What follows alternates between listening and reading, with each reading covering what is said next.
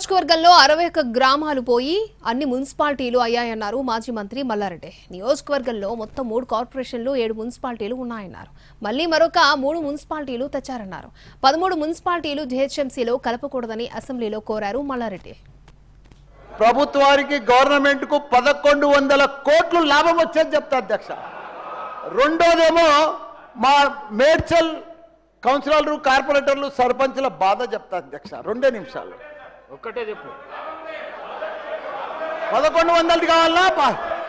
1 నిమిషంలా. నువ్వు number 1 minister అన్నా, నువ్వు మా ఇన్ఛార్జ్ మంత్రివి, నీకే చెప్తున్నా, మా ఇన్ఛార్జ్ మంత్రి అని చెప్తున్నా. ఒకటి మా అన్ని మాకు దిష్టి తగిలిందా ఏం తగిలిందో మా మేడ్చల్ నియోజకవర్గానికి 61 గ్రామాలు పోయి అన్ని మున్సిపాలిటీలు అయినాయి. 3 కార్పొరేషన్లు ఉన్నాయి, 7 మున్సిపాలిటీలు ఉన్నాయి. ఇంకా మనం 3 మున్సిపాలిటీలు చేసిర్రు. మాకు కౌన్సిలర్లు కార్పొరేటర్లు అంతా కూడా 10 ఏళ్ల కోసం రిజర్వేషన్ తెచ్చినుండ్రి మా టీఆర్ఎస్ ప్రభుత్వం. ఇప్పుడు 5 ఏళ్లలోనే మొత్తం సమాప్తి చేసిరు కాబట్టి వాళ్ళంతా బాధపడుతుండ్రు.